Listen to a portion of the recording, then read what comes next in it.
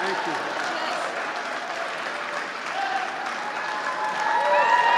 Hello, hello, hello.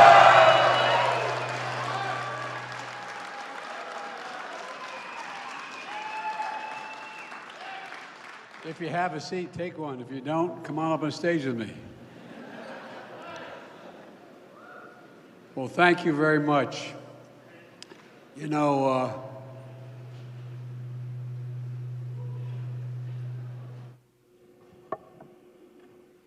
got it over here. Hey, folks, how are you? Don't jump. Don't jump. Well, hello, Madison. Hello, laborers, and a hello, hello, hello, Terry O'Sullivan, one of my best buddies in labor in my entire career.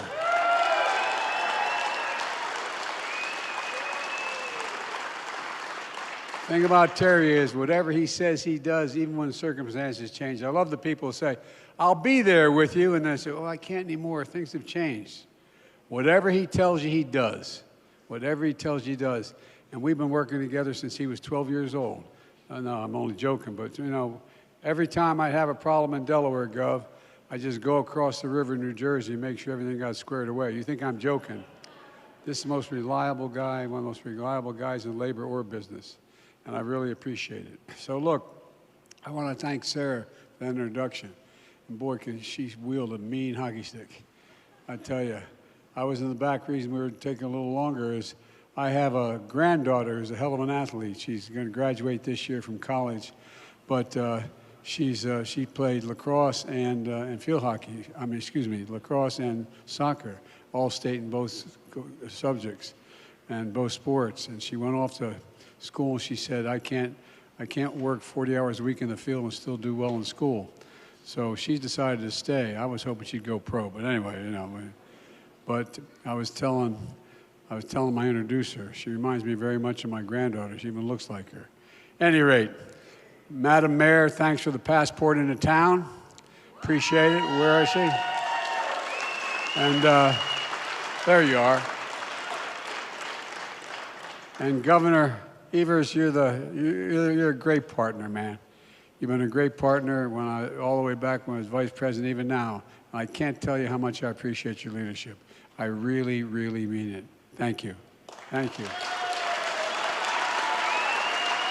And Representative Mark Pocan, a great congressman and a friend, always fighting for working families, and you helped us get so much done for union members in the last couple of years. Look, you know, she couldn't be here today, but Tammy Baldwin just fights so damn hard for this state. If I do anything that doesn't start off with the word Wisconsin, I get a note from Tammy. But all kidding aside, she's incredible. Before we get started, I want to take a moment to, on behalf of the American people, our thoughts and prayers go out to the people of Turkey and Syria.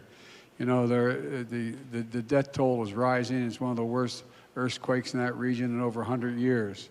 And we mourn the loss of so many lives, and we offer our deepest condolences. You know, it's amazing watching these people try to pull them out from under this rubble and these terrible buildings. But although the earthquake was incredibly powerful, significant aftershocks, and a second quake.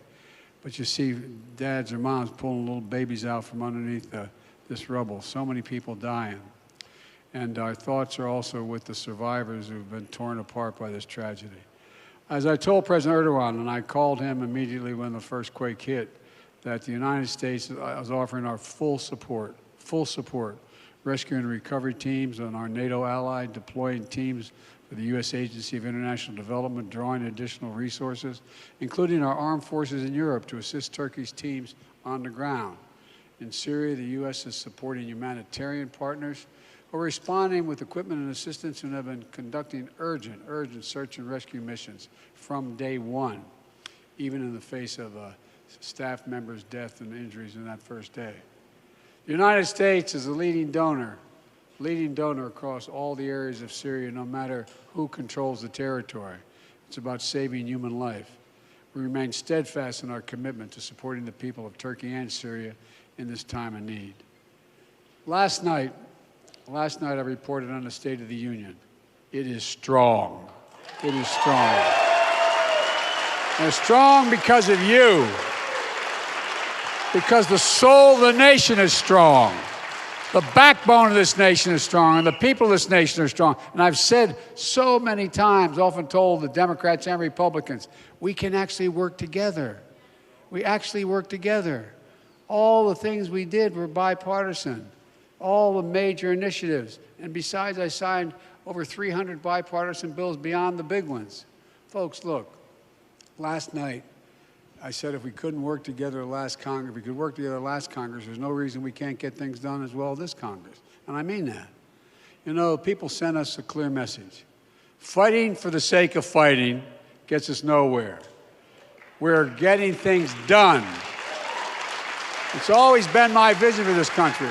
Today I'm here to talk about one part of that vision, the economy that works for working people. This is a blue-collar, blue change we're seeing. You know, an economy where we're building, we've built more in the last 2 years since I've taken office than you can imagine. We've created 12 million new jobs, 500,000 jobs just last month. We've created more jobs in 2 years, than any president's created in a single 4-year term. Look, unemployment rate is 3.4%, a 50-year low. Gas prices are down more than $1.50, and we're going to make sure the oil companies start playing their honest role. It's going to go down further. Inflation has fallen 6 months straight, and inflation is coming down. Take-home pay and workers is going up slightly. Manufacturing is rebounding at the fastest rate in almost 40 years. The economy is growing at a solid clip. Folks, I hate to disappoint them, but the Biden economic plan is working. It's working.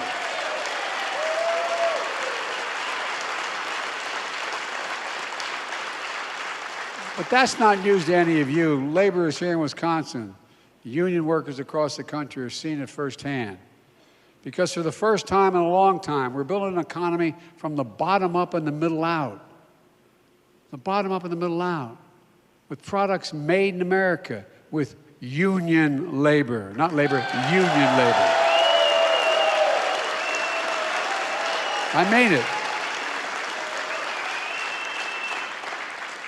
My American plan, my economic plan is for the middle and working class Americans to get up every morning, go to work, and bust their necks just trying to get an honest living.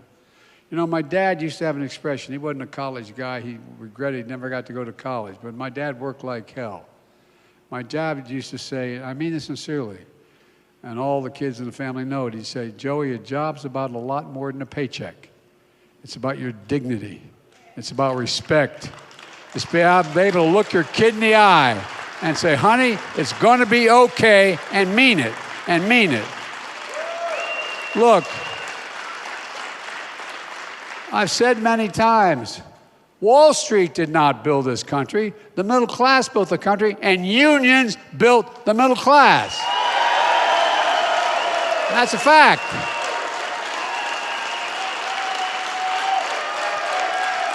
For real. That's the God's truth. And by the way, and now you're rebuilding the country. I signed a once-in-a-generation investment in putting Americans to work rebuilding our national infrastructure. It was bipartisan. Republicans signed on to it too. Not all of them, but it was enough to get it passed. And by the way, I told them, even those that didn't vote for it, call and say, we need a project in my district. I said, okay, good, we'll do it. See you at the groundbreaking. You know, for really, I'm president for all of America. You know, at the Port of Green Bay, we're helping turn an old water plant site into a new port terminal. Going to create thousands of jobs over time. This is a big deal. You know, we're just up the road in Columbia County, just up the road. Funds from the infrastructure are going to replace the Wisconsin River Bridge. Here in Madison, American tell you we're using the funding to buy 46 electric buses, replacing dirty diesel buses that are bad health for the environment. Each of these projects means jobs for laborers, plumbers, pipe fitters, electricians, carpenters, cement masons, iron workers, and so many more. These are good jobs, jobs you can raise a family on. And most don't require a college degree, jobs where people don't have to leave home in search of an opportunity. But they do require at least 4 years of trained apprenticeships, which is one of the reasons the United States has the best trained workers in the world like you. And by the way,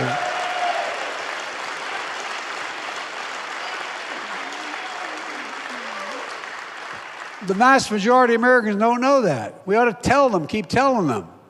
Every time they say, why are you so pro-labor? Because you're the best workers in the world. And they say, how's that? Nobody decides, I want to be a laborer, I want to be a plumber, I want to be an electrician. It takes you 4 years, busting your neck, basically going back to school to be able to become certified. That's why you're the best. You're the best educated in what you do. I really mean it. I spoke with members of the Business Roundtable, the big business guys. They asked, why am I so pro-labor? Because you save them money. What you do lasts. What you do lasts. And through the American Rescue Plan, we're funding workforce development programs, including $128 million here in Wisconsin, so American workers are prepared to compete in the economy we're building. This is a blue-collar blueprint to rebuild America. And we're also doing something that for years people just talked about. We're going to buy American for everything we build. Last night, I announced we're proposing new standards to require all construction materials used on federal infrastructure projects be made in America. American lumber, American glass, American drywall, American fiber optics, American roads, bridges, highways made with American products. My first 2 years in office, we've created 800,000 manufacturing jobs. Where? I mean it sincerely, jobs you can live on. Where is it written America can't lead the world in manufacturing again? I didn't see it written anywhere. Our economic agenda has ignited a new manufacturing boom. Just outside of Madison, Arrowhead Pharmaceuticals is going to hire 250 workers in a drug manufacturing facility. Georgia Pacific is committed to a major expansion of the Green Bay paper production facility, bringing in 100 new employees and hiring 500 construction workers. For decades, we've imported products from abroad and sent jobs overseas because they thought it was cheaper to have the cheaper labor. Now America's exporting product overseas and creating jobs here at home.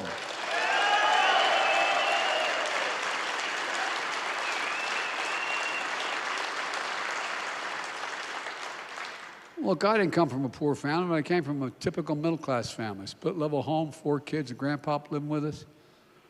It wasn't so private for my mom and dad, but we thought it was good. But all kidding aside, typical middle-class family. For decades, the backbone of America, the middle class, has been hollowed out. It's been hollowed out. Good-paying manufacturing jobs moved overseas, production, because it was cheaper there. When jobs move overseas, factories at home close down. You saw it in Janesville, where Sarah, a woman you just heard from, is from. When the last assembly line was shut down in the GM plant 2 days before Christmas 2008, thousands of people lost their jobs at the plant and the surrounding businesses that the plant kept alive. Look, think about how many moms and dads had to have that conversation with their kids. Honey, I just lost my job. We got to move, honey. I'm not sure where. We can't live here anymore. No job. Once thriving cities and towns became shadows of what they used to be. And when those towns were hollowed out, something else was lost. Pride, self-esteem, a sense of self-worth. But now we're going to turn that around. We're building an economy where no one's going to be left behind. My economic plan is about investing in places, people that have been forgotten. As part of that plan, I talked last night about things we're going to do for families. Just a little more breathing room. Just give them, my dad said, just a little more breathing room. At the end of the month, when everything's paid, you have just a little more breathing room. We're going to lower the cost of everyday products for you all. And we're taking on what we call junk fees. Those hidden surcharges businesses use to make you pay more. We're making airlines show just how the full price of the ticket costs up front, not after the fact, and refund your money if your flight is canceled. We reduce the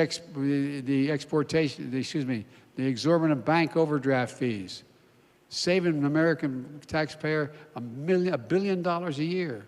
Just those fees that were exorbitant for an overdraft. We're proposing to cut credit card fees by 75%. Now they average, if you're late in the payment by a day, it's $30. Guess what? It's going to be $8 now.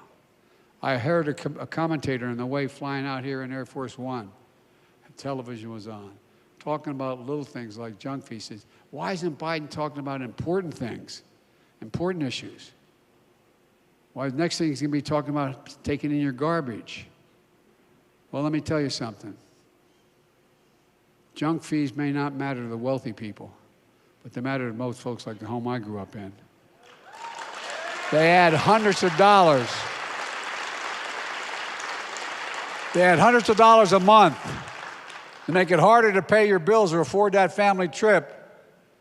I know how unfair it feels when a company overcharges you and think they can get away with it. It plays for suckers, and it makes you angry. At least it does me. Frankly, it offends me to think about it. So I'm calling on Congress to pass a junk-free prevention act so we can do more than crack down on these junk fees. For too long, workers have been getting stiffed.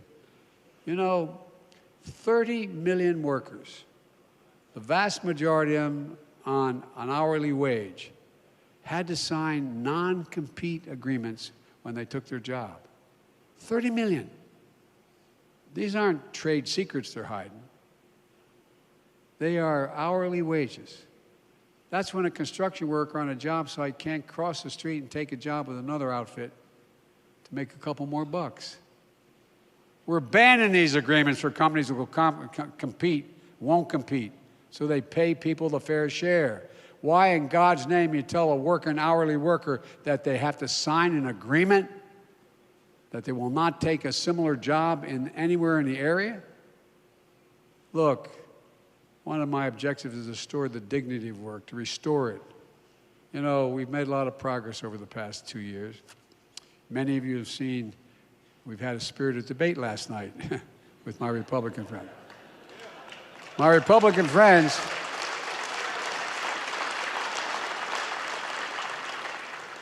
they seem shocked when I raised the plans of some of their members and their caucus to cut Social Security. And Marjorie Taylor Greene and others stood up and said, liar, liar. Reminds me of liar, liar, house on fire, yeah. Well, guess what? You know, I remind you that Rick Scott from Florida, the guy who ran the U.S. Senate campaign, has a plan. I got his brochure right here. He has a plan. Here's what he says in his plan. Let me open it up here. Sorry. He says, all federal legislation sunsets every 5 years. If the law is worth keeping, Congress can pass it again. Social Security, Medicare, Medicaid. And by the way, you have a senator named Ron Johnson. Ron Johnson on Social Security and Medicare, quote, we should transfer everything, so we have to consider everything every year. Come on, man. And then we found there was there's a senator named Mike Lee who was also yelling, liar, liar, house on fire kind of stuff last night. Well, I didn't even know this, but they played a video showing him. He said, when I said I didn't say the whole part. I said, leading Republicans want to cut Social Security and Medicare. And so they played last night something I didn't even know existed. A video of him saying, I'm here right now to tell you one thing you probably never heard from a politician. It'll be my objective to phase out Social Security, pull it up by its roots, get rid of it. Then he had, I'm quoting this now, Medicare and Medicaid are the same sort. They need to be pulled up. Sounds pretty clear to me. How about you? But they sure didn't like me calling them on it. Look, a lot of Republicans, their dream is to cut Social Security, Medicare. Well, let me just say this. It's your dream, but I'm going to, my veto pen, make it a nightmare.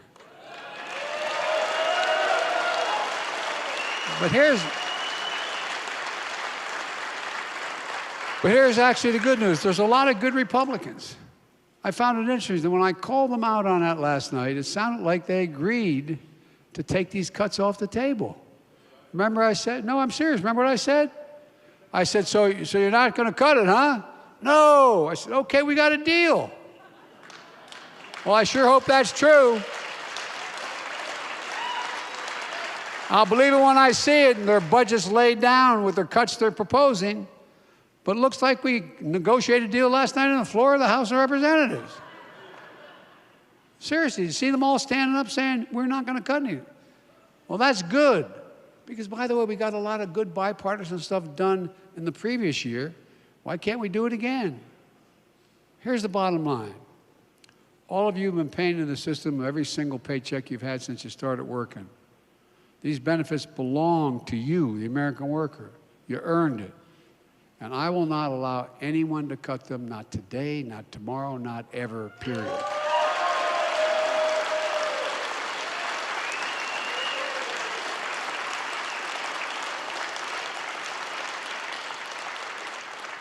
You know, some Republicans in Congress are even threatening to have America default on its debt if I don't agree to the cuts they want. Democrats have never, ever done that, by the way. Now, let's talk about what our national debt is. Everybody thinks it's like what we spend this year versus last. The national debt is the total debt and interest accumulated over 220 years. Hear me? Over 200 years. Every single year that we went and spent more than we took in, it added up. So the federal debt you're hearing about is not the yearly debt. It's 220 or so years of accumulated debt. Democrats, Republicans, everybody. But here's the deal. Our credit has been good. We've never missed a payment as a nation on the debt we have. Why in God's name would America give up the progress we made for the chaos they're suggesting? This nation has gone through too much. We've come too far to let that happen. I won't, not on my watch. And while there's more work to do, it's clear our plan is working because of the grit and resolve of the American worker. And I'm not trying to just be nice to you. I've been saying this my whole career. We're going to keep lowering costs for families. We're going to keep putting shovels in the ground to rebuild our infrastructure, our supply chains, and manufacture more here at home. You know, in the communities across the country that were too easily written off for dead, we're going to see not only jobs and economic opportunity return, but a sense of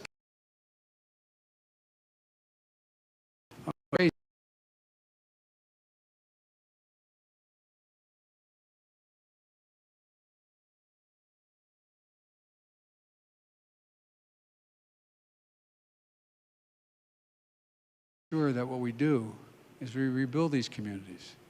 Let me close with this.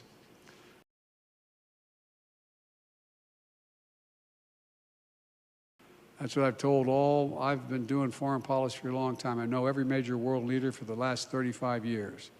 Know them face to face. I did it for the previous president, my president, Barack Obama, and I'm doing it now. I can say honestly, as I stand here today, I have never, ever been more optimistic about America's future than I am today. We just have to remember who in God's name we are. We're the United States of America. We're the best positioned nation in the world to lead the world in the 21st century. There's nothing beyond our capacity if we work together. And it's my hope we're going to find enough Republicans who want to do that. God bless you all, and may God protect our troops.